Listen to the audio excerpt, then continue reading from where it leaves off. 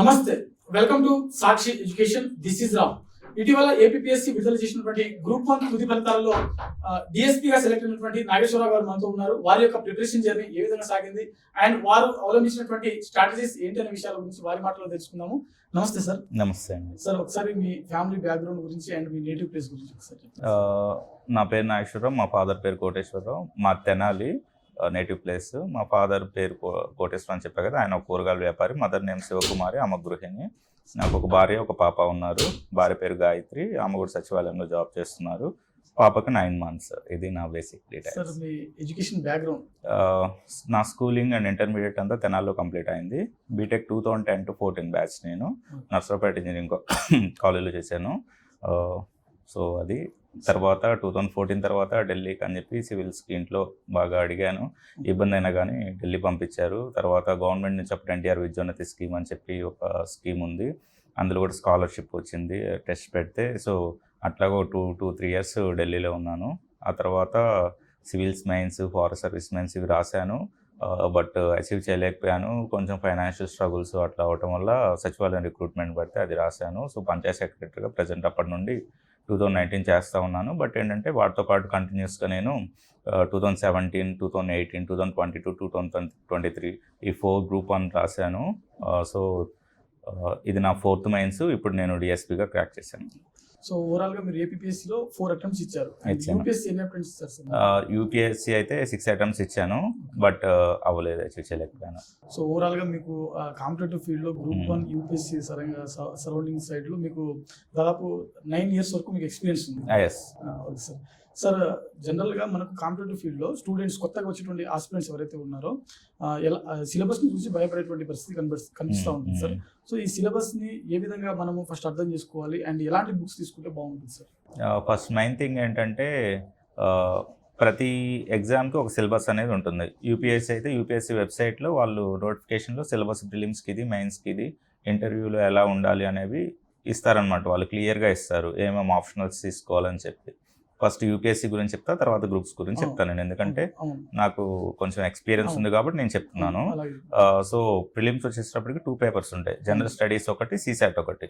So CSAT is only qualifying in nature. So 260 వస్తే qualify అవుతారు. ఆ సీసాట్లో ఏముంటాయంటే aptitude, reasoning, English comprehensive and analytical ability. So ఇవి ఉంటాయి అనమాట, ఈ 4. సో వాటిల్లో మనం 200కి 66 తెచ్చుకుంటే అయిపోతుంది. సో మనం ఏంటంటే ఫస్ట్ ఆ సబ్జెక్ట్ మీద ఫోకస్ చేసుకోవాలి. ఒక 2 to 3 months దాని మీద బాగా తరువుగా నాలెడ్జ్ గెయిన్ చేసుకుంటే మనం దాన్ని క్రాక్ చేయొచ్చు. సో క్వాలిఫైయింగ్ నేచర్ కాబట్టి. సో అది అయిపోయిన తర్వాత పక్కన పెట్టేసేయాలి దాన్ని.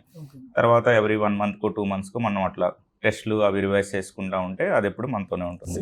సీసాట్. జనరల్ స్టడీస్కి వస్తే ఒక అరౌండ్ 6 to 7 topics ఉంటాయి.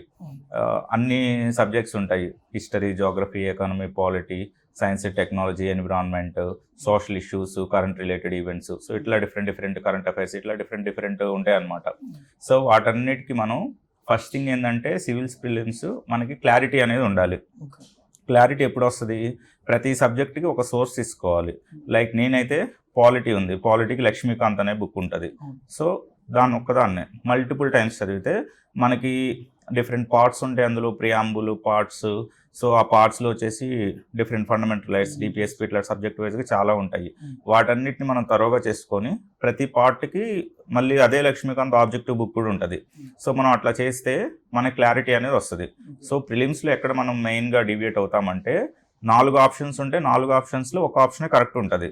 సో ఆ ఆప్షన్ ఏది అనేది మనం గెస్ చేయాలంటే మన దగ్గర క్లారిటీ ఆఫ్ థాట్ ఉండాలి. ఆ క్లారిటీ ఆఫ్ థాట్ ఎప్పుడు వస్తుందంటే ఎప్పుడైతే మనం ఆబ్జెక్టివ్స్ ఎక్కువగా ప్రాక్టీస్ చేస్తామో అప్పుడు మనం ఖచ్చితంగా క్లారిటీగా మనం కరెక్ట్గా ఆన్సర్ చేయగలుగుతాము. సో ఇట్లాగే ప్రతి సబ్జెక్ట్కి, జోగ్రఫీ అయితే NCERT is more than enough 11th and 12th. పాలిటీకి అయితే లక్ష్మీకాంత్. హిస్టరీకి అయితే మేము అప్పుడు ఓల్డ్ ఎన్సీఆర్టీస్ ఉండేవి 11th classవి, ancient India, medieval India, modern India. So అవి ప్రిపేర్ అయ్యాము. ప్రస్తుతానికి న్యూ ఎన్సీఆర్టీస్ ఉన్నాయి, అవి కూడా ప్రిపేర్ అవ్వచ్చు. సో ఇట్లాగా సైన్స్ అండ్ టెక్నాలజీకి అయితే పిఐబి వెబ్సైట్లో మనం science and technology related topics కొడితే వచ్చేస్తాయి అనమాట. మనం మెయిన్గా గవర్నమెంట్ అథెంటికేటెడ్ రిసోర్సెస్ని ఫాలో అవ్వాలి. ఎందుకు అంటే ఇప్పుడు ఒక ఎవాల్యుయేటరు ఒక క్వశ్చన్ పేపర్ని సెట్ చేసేటప్పుడు అది కరెక్ట్ క్వశ్చన్నే వాళ్ళు సెట్ చేస్తారు. సో కరెక్ట్ క్వశ్చన్ ఎక్కడ నుంచి వస్తుంది? గవర్నమెంట్ సోర్సెస్ నుంచే వస్తుంది. లైక్ ఎన్సీఆర్టీస్, తెలుగు అకాడమీ, లేకపోతే press information bureau, PIB, even మీ న్యూస్ వాళ్ళు కూడా దాన్ని చాలా వరకు యూస్ చేసుకుంటారు. Press information bureau, next Yojana, Kurukshetra, so different sources ఉన్నాయి, ఇగ్నో, NIOS ఇట్లాగా. వాటిని ఫస్ట్ మనం యూస్ చేసుకోవాలి. ఇప్పుడు ఎకానమీ తీసుకుంటే మనం మెయిన్గా ఏదో ఒక టెక్స్ట్ బుక్, నేనైతే ఎక్కువగా నేను అప్పుడు వాజీరామ్ అండ్ రవిలో కోచింగ్ తీసుకున్నాను. వాళ్ళు ఇచ్చిన ఇన్పుట్స్ని నేను ఎక్కువగా తీసుకొని దాన్ని చాలా మల్టిపుల్ టైమ్స్ రివైజ్ చేసుకునేవాడిని. సో మనకి ఎకానమీలో ఏంటంటే కాన్సెప్చువల్ క్లారిటీ ఇంపార్టెంట్. సో ఒక క్లారిటీ వచ్చాక మనం దాని మీద అప్లై చేయాలన్నమాట. ఎకానమీ నథింగ్ బట్ అప్లికేషన్ ఓరియంటెడ్గా ఉంటుంది. సో ఎక్కువగా మనం బడ్జెట్, ఎకనామిక్ సర్వే, ఇండియన్ కానీ ఏపీ కానీ బడ్జెట్, ఇండియాలో అయితే ఇండియన్ ఎకనామిక్ సర్వే, ఏపీ అయితే ఏపీ సోషియో ఎకనామిక్ సర్వే, ఇట్లా డిఫరెంట్ బుక్స్ ఉంటాయి, గవర్నమెంట్ బుక్స్. సో వాటిని ప్రతియోగిత దర్పణ అని ఒకటి ఉంటుంది, అందులో బేసిక్స్ ఉంటాయి అనమాట. ప్రతియోగిత దర్పణ ఒకటి ఫాలో అయితే ఎకానమీ బేసిక్స్ అనేవి వస్తాయి. సో ఇట్లాంటి డిఫరెంట్ ఒక్కొక్క సబ్జెక్ట్ వైజ్గా ఒక్కొక్క బుక్ని మనం తీసుకొని వాటి రిలేటెడ్ ప్రతి సబ్జెక్ట్కి అరౌండ్ 1000 మల్టిపుల్ చాయిస్ క్వశ్చన్స్ చేస్తే మనకు క్లారిటీ వస్తుంది అనమాట. సో ప్రతి ఒక్కళ్ళు చదువుతారు, సంవత్సరాలు చదువుతారు, కానీ డిఫరెన్స్ ఎక్కడ ఉంటుంది అంటే ఎవరైతే ఎక్కువ ప్రాక్టీస్ చేస్తారో వాళ్ళకి ఎక్కువ క్లారిటీ ఆఫ్ థాట్ ఉంటుంది, ఆన్సర్స్ కూడా కరెక్ట్గా చేయడానికి అవకాశం ఉంటుంది. సో ప్రిలిమ్స్ అయితే అది. సో మెయిన్స్ వచ్చేసరికి ఇప్పుడు ప్రాక్టీస్ విషయంలో సార్ మెయిన్స్ మనకి ప్రిలిమ్స్ అయిపోయిన తర్వాత చాలా మంది ప్రాక్టీస్ చేస్తూ ఉంటారు. కొంతమంది అసలు మొదలు పెట్టరు కూడా, డైరెక్ట్ రాద్దాం ఎగ్జామ్ లో అనుకుంటారు. సో అలాంటి స్టూడెంట్స్ కి అసలు మెయిన్స్ అనేది మనం ఆన్సర్ రైటింగ్ ఎప్పటి నుంచి ప్రాక్టీస్ చేస్తే బాగుంటుంది, ఎలా అది సేమ్ ఒకసారి అది కూడా చెప్పండి. సో ఇది ఒక్కొక్కరికి ఒక్కొక్కలాగా ఉంటుంది అనమాట. ఇప్పుడు నేను ఆల్రెడీ చాలా సంవత్సరాల నుంచి ప్రిపేర్ అవుతున్నాను, నాకు ఆల్రెడీ ప్రాక్టీసింగ్ ఉంది. సో నేను చదువుతాను, నేను వెళ్ళి డైరెక్ట్గా మెయిన్స్ రాయగలను. అయినా కూడా నేను టెస్ట్ సిరీస్ అనేది ఒకటి తీసుకొని టెస్ట్ సిరీస్ ఖచ్చితంగా రాసి ఆ తర్వాత మాత్రమే అటెంప్ట్ ఇవ్వడం జరిగింది, కొట్టడం జరిగింది. సో ఇప్పుడు యాజ్ ఏ ఫ్రెషర్ వచ్చారనుకో, అసలు అతనికి ఇది ఏ సబ్జెక్ట్ పట్ల ఎక్కువ అవగాహన ఉండదు. లైక్ ఎక్కువ మంది బీటెక్ చదువుతున్నారు, ఎక్కువ మంది సివిల్స్ క్రాక్ చేయాలని చూస్తున్నారు. సో నేను కూడా బీటెక్ చేశాను. సో వాళ్ళకి ఇచ్చే సజెషన్ ఏంటంటే ఫస్ట్ 1 to 2 years అసలు సబ్జెక్ట్ మీద ఫస్ట్ క్లారిటీ తెచ్చుకోవాలి. So each and every topic యూపీఎస్సీలో సిలబస్ ఏదైతే ఉందో అది each and every topic cover చేసేలాగా ఉండాలి. అది మొత్తం అయిపోయిన తర్వాత మాత్రం మెయిన్స్ ఆన్సర్ రైటింగ్ మనం ప్రిపేర్ అయ్యేటప్పుడే మనం మెయిన్స్ ఆన్సర్ రైటింగ్ ప్రాక్టీస్ చేసుకుంటూ ఉండాలి. లైక్ ఒక టాపిక్ ఉంది, ప్రీవియస్ ఇయర్ క్వశ్చన్స్ చూసుకొని ఈ క్వశ్చన్కి ఆన్సర్ ఎట్లా రాయాలి. టాపర్స్ ఆన్సర్స్ ఉంటాయి అనమాట, ఆన్సర్ స్క్రిప్ట్స్ చాలా, విజన్ IAS, వాజీరామ్ ఇట్లా వీళ్ళు చాలా పెడతా ఉంటారు అనమాట. లేకపోతే మోడల్ ఆన్సర్ క్వశ్చన్స్ కూడా పెడతా ఉంటారు టెస్ట్ సిరీస్లో. వాటిని చూసుకుంటూ సో ఈ క్వశ్చన్కి ఎలాగ రాయాలి ఆన్సర్, సో అట్లాగనమాట. సో మనకి ఇంకా చెప్పాలంటే హిందూ, ఇండియన్ ఎక్స్ప్రెస్ వీటిలో ఆర్టికల్స్ వస్తూ ఉంటాయి. సో హిందూలో అయితే 7th or 8th పేజ్లో లెఫ్ట్ సైడ్ ఇస్తారనమాట, 1, 2, 3, 4 ఆర్టికల్స్ ఉంటాయి. సో ఆర్టికల్స్ మనం రెగ్యులర్గా ఫాలో అవుతూ ఉండాలి. ఫాలో అయితే ఏంటంటే మనకి వ్యాస్ట్ నాలెడ్జ్ అనేది మనం గెయిన్ చేస్తాము. మనకి నాలెడ్జ్ ఉంటేనే మనం ఆ సబ్జెక్ట్ మీద డెప్త్ ఉన్నట్టు, అప్పుడే మనం ఎగ్జామ్ రాయగలము, లేకపోతే మనం ఏం రాస్తాము. సో అట్లాగా from the starting of the preparation మన బ్రెయిన్ ఎట్లా ట్యూన్ అవ్వాలంటే ప్రిలిమ్స్, మెయిన్స్, ఇంటర్వ్యూ ఈ 3 కూడా ఎట్ ఏ టైము ప్యారలల్గా చేసుకుంటూ వెళ్ళాలి. 1 గంట, గంటన్నర రోజుకి మెయిన్స్కి, 1 గంట నుంచి 2 గంటలు ప్రిలిమ్స్కి, ఒక ½ an hour ఒకవేళ వాళ్ళు క్వశ్చన్ అడిగితే మనం ఆన్సర్ ఎట్లా చెప్పాలి అనే దానికి మనం రోజు ప్రాక్టీస్ చేసుకుంటూ ఉండాలి from the starting of the preparation. అది సార్ మీరు మెయిన్స్ యూపీఎస్సీ ఎన్ని అటెంప్ట్స్ ఇచ్చారు సార్? నేనైతే మెయిన్స్ ఒకటే ఇచ్చాను, నెక్స్ట్ ఫారెస్ట్ సర్వీస్ మెయిన్స్ ఇవి ఇచ్చాను. సార్ కామన్ గా స్టూడెంట్స్ యూపీఎస్సీ అండ్ గ్రూప్ 1 లాంటి ఎగ్జామ్స్ లో మెయిన్స్ లో చాలా వరకు చేసేటువంటి మిస్టేక్స్, కామన్ మిస్టేక్స్ ఏంటి అని మీరు ఏమంటారు? కామన్ మిస్టేక్స్ ఏంటంటే యూపీఎస్సీకి వచ్చేసేటప్పటికి 3 hours టైము, ఏపీపీఎస్సీ కూడా 3 hours టైము. అక్కడేమో 20 questions రాయాలి, ఇక్కడ 15 questions రాయాలి. అక్కడ ఏంటంటే ఆప్షన్స్ ఉండవు, అంటే లైక్ 20 questions ఇస్తాడు, 20 రాయాల్సిందే. ఇక్కడ ఏపీపీఎస్సీలో ఏమో 15 questions ఇస్తాడు, ఒక్కొక్క క్వశ్చన్లో A or B అని ఇస్తాడు అనమాట. సో నువ్వు A కానీ B కానీ చూస్ చేసుకో, అంటే నథింగ్ బట్ 30 questions ఇచ్చి 15 రాయమంటారు. అక్కడేమో 20 questions ఇచ్చి 20 రాయమంటారు. సో ఏంటి, అక్కడ మనకి ప్రతి టాపిక్ మీద ఖచ్చితంగా గ్రిప్ ఉండాల్సిందే, లేకపోతే మనం అసలు ఐడెంటిఫై చేయలేము. ప్లస్ ఏంటంటే ఇక్కడ 20, ఇక్కడ 15 కదా, మరి రైటింగ్ స్పీడ్ ఎంత ఉండాలి? సో రైటింగ్ స్పీడ్ కూడా అక్కడ చాలా అంటే చాలా ఎక్కువ ఉండాలి. సో మనం ఫస్ట్ రైటింగ్ స్పీడ్ మీద ఎక్కువ ఫోకస్ చేయాలి. అది ఎప్పుడు వస్తుంది అంటే మనకి ప్రతి టాపిక్ మీద క్లారిటీ ఉన్నప్పుడు. సో ఆ క్లారిటీ ఉన్నప్పుడు మనం ఖచ్చితంగా స్పీడ్గా రాయగలము. సో ఎందుకు చాలా మంది క్రాక్ చేయలేకపోతున్నారంటే విత్ ఇన్ టైంలో 20 questions రాయలేకపోతున్నారు. ఇందులో కూడా అంతే, విత్ ఇన్ టైంలో వాళ్ళకి తెలుసు చాలా నాలెడ్జ్ ఉంది, ఎందుకు అవ్వలేకపోతున్నారంటే విత్ ఇన్ టైంలో 15 questions ఫిల్ చేయలేకపోతున్నారు. ఇక్కడ ఏంటి, మనం అక్కడ చూసుకుంటే on average 180 minutesకి 20 questions. So around 7 to 8 minutes ప్రతి క్వశ్చన్ కేటాయించాలి. ఇక్కడ 10 to 12 minutes కేటాయించాలి ఏపీపీఎస్సీ గ్రూప్ 1లో అయితే. సో అట్లాగా మనం టైం మేనేజ్మెంట్ చేసుకోవాలన్నమాట మెయిన్గా. సో ప్రతి ఒక్కరికి ఎలా రాయాలి ఏంటి ఆ స్టేజ్ వరకు వచ్చారంటే సబ్జెక్ట్ మీద గ్రిప్ ఉన్నట్లే. కానీ ఎందుకు రాయలేకపోతున్నారంటే వాళ్ళు ముందులో ప్రాక్టీస్ చేయలేకపోవడం వల్ల. సో ప్రాక్టీస్, టైం మేనేజ్మెంట్ ఇవన్నీ చేసుకుంటా ఉంటే మనం మెయిన్స్ క్రాక్ చేయగలము. అదే అమిగోస్ కోచింగ్ ఇన్స్టిట్యూట్ మీ యొక్క ప్రిపరేషన్, గ్రూప్ 1 ప్రిపరేషన్ లో ఏ విధంగా ఉపయోగపడింది? సో నేను ఆల్రెడీ చెప్పాను కదా 3 times I'm a failure in group 1 mains. So prelims ప్రతిసారి పాస్ అయ్యామని, ఎందుకంటే సివిల్స్ బ్యాక్గ్రౌండ్ ఉంది కాబట్టి. సో గ్రూప్ 1 వచ్చేటప్పటికేమో 3 times ఫెయిల్ అయ్యాను. 4th time నేను ఎలాగ ఏంటి అన్నప్పుడు నాకు ఇక్కడ అమిగోస్ ఇన్స్టిట్యూట్లో రఫీ సార్ అనే ఒక ఫ్యాకల్టీ చాలా మంది స్టూడెంట్స్ చెప్పారనమాట. సో ఆయన్ని నేను పర్సనల్గా కలవలేదు, బట్ చాలా మంది విన్నాను. సో ఒకసారి ఎందుకు అన్ని ట్రై చేసా కదా, ఒకసారి ట్రై చేద్దామని చెప్పి నేను బాగా అంటే బాగా ఆయన లెక్చర్స్ కూడా నేను కొన్ని యూట్యూబ్లో చూశాను. సో నేను సార్ దగ్గర ఇట్లాగా మెయిన్స్ మెంటర్షిప్, అదే మెయిన్స్ ప్రోగ్రామ్ ఉంది.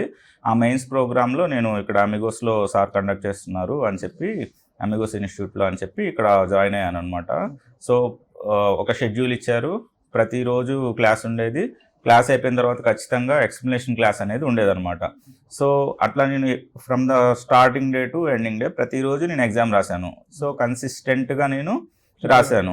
నెక్స్ట్ 2-3 daysలో వీళ్ళు కరెక్షన్ చేసి ఇచ్చేసేవాళ్ళు. సో నా ఫీడ్బ్యాక్ కూడా తెలిసిపోయేది అనమాట. సో నేను నా అంతటి నేను ఎక్కడ లోలో ఉన్నాను, ఎక్కడ హైలో ఉన్నాను అనేది చెప్పి చూసుకునేవాడిని. పైగా నాకు పాత మిస్టేక్స్ ఉన్నాయి కదా, 3 times ఫెయిల్ అయ్యా కదా, నాకు అక్కడ సో మార్క్స్ అనేవి తెలుసు కదా మరి ప్రీవియస్వి మనకి.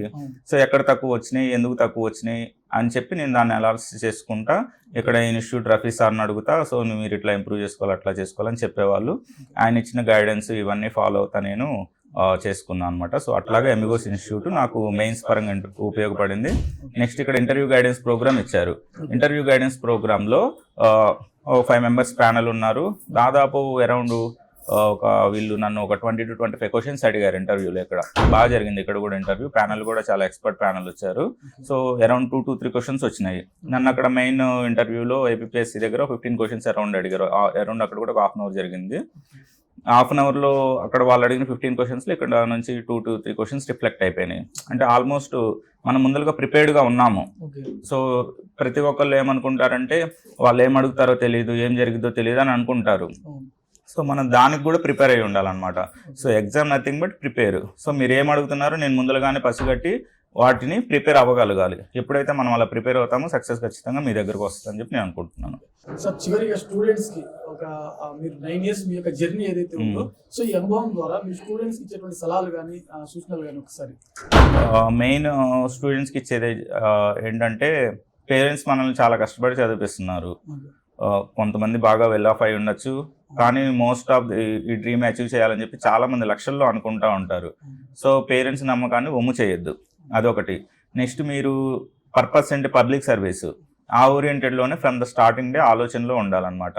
సో నేను ఈ సర్వీస్ వస్తే నేనైతే ఇట్లా చేస్తాను, ఇలా వస్తే ఇలా చేస్తానని చెప్పి ఫస్ట్ నుంచి మనకి ఆ పర్స్పెక్టివ్ ఉండాలి. ఎప్పుడైతే మనకి ఆ పర్స్పెక్టివ్ ఉంటుందో మనం అప్పుడు ఏదైనా అచీవ్ చేయగలమనే కాన్ఫిడెంట్ వస్తుంది. నెక్స్ట్ థింగ్ ఏంటంటే consistency. So from the starting day మనం ఒకటి అనుకున్నాము అంటే అది ఖచ్చితంగా సాధించి తీరాలి. సో ఆ పర్స్పెక్టివ్లో నేను అందుకనే నేను 2019 నుంచి పంచాయత్ సెక్రటరీగా చేస్తున్నా కానీ నేను వదలలేదు. నా ఏం ఇది గ్రూప్ 1లో కొట్టాలి, సివిల్స్ క్రాక్ చేయలేకపోయాను, అట్లీస్ట్ ఐఏఎస్ ఐపీఎస్ కంఫర్ట్ అన్న వస్తుంది ఇందులో అని చెప్పి నా ఏం ఇది. సో నేను దానికి తగ్గట్లే మూవ్ అయ్యాను. సో ఏంటంటే ఆ కన్సిస్టెన్సీ అనేది మిస్ అవ్వకూడదు అనమాట. సో మనం ఏమి చేసినా కూడా మన వెనక మన ఫ్యామిలీ ఉంటారు. నువ్వు తప్పు చేయ మన ఫ్యామిలీ ఉంటారు, అందులో నో డౌట్. కానీ వాళ్ళ నమ్మకాన్ని మాత్రం ఒమ్ము చేయొద్దు. సో మన మీద పెట్టుకున్న ఆశల్ని అడియాశలు చేయొద్దు. అంతేకాకుండా పబ్లిక్ సర్వీస్ అనే మైండ్ సెట్తోనే ఎప్పుడూ బిహేవ్ చేస్తూ ఉండాలన్నమాట. సో ఇది నేను స్టూడెంట్స్కి ఇచ్చే సజెషన్. సార్ రిజల్ట్ వచ్చిన రోజు మీ ఫ్యామిలీ కావచ్చు, పేరెంట్స్ కావచ్చు, ఎలా ఫీల్ అయ్యారు సార్? అంటే లైక్ మాది చాలా ఐ మీన్ అంత వెల్ ఆఫ్ కాదు, చాలా చిన్న ఫ్యామిలీ. సో వాళ్ళకు కూడా తెలియదు ఏదో పోలీస్ జాబ్ వచ్చింది కదా అనే ఇదిలో ఉన్నారు. కానీ ఇది ఒక గ్రూప్ 1 పోస్ట్, స్టేట్లోనే అత్యున్నతమైన పోస్టు అని వాళ్ళు కూడా అంత ఎక్స్పెక్ట్ చేయలే. బట్ అందరూ వచ్చి ఈవెన్ అక్కడ ఎంపీడీఓ గారు, ఎంఆర్ఓ గారు, మున్సిపల్ కమిషనర్ గారు వీళ్ళందరూ కలిసి అక్కడ ఒక రోజు ఫెలిసిటేట్ చేశారు నన్ను. అప్పుడు వాళ్ళకి ఈ పోస్ట్ విలువ అర్థమైంది. మన మండలంలోనే అంత పెద్ద ఆఫీసర్లు వచ్చి వీళ్ళకి చేశారంటే ఏదో మా అబ్బాయి పెద్ద పోస్టే అని చెప్పి వాళ్ళకి అప్పుడు అర్థమైంది. సో అట్లాగా ఎమ్మెల్యే గారు కానీ, డిఎస్పీ సార్ కానీ ఇట్లా వీళ్ళందరూ నన్ను సాదరంగా ఆహ్వానించి ఫెలిసిటేట్ చేయడం వాళ్ళకు కూడా చాలా సంతృప్తినిచ్చింది. నిజంగా చెప్పాలంటే నాకు జాబ్ వచ్చిన దానికంటే కూడా వాళ్ళ కళ్ళల్లో ఆనందాన్ని చూసి నేను ఇంకా ఎక్కువ ఆనందం పొందుతున్నాను. అట్లాగే మా వైఫ్ సపోర్ట్ కూడా చాలా ఉంది. తను కూడా ఒక ఎంప్లాయీ సచివాలయంలోనే. సో తన సపోర్టు కూడా ఒక బ్యాక్ బోన్ లాగా చెప్తారు కదా, ప్రతి మగ వ్యక్తి అని ఒక లేడీ ఉంటుంది అని చెప్పి. సో అట్లాగా నా సక్సెస్లో కూడా ఆమె చాలా రోల్ ఉంది. కొంతమంది అనుకుంటారు పెళ్ళి అయిపోయింది ఇంకా వీడేం సాధించలేరు అది ఇది అని చెప్పి, బట్ అది అయితే రాంగ్ అని చెప్పి నేను ప్రూవ్ చేశాను. సో చాలా మంది ఉంటారు, మీరు కూడా ప్రూవ్ చేయాలని కోరుకుంటున్నాను. Thank you sir. Thank you sir.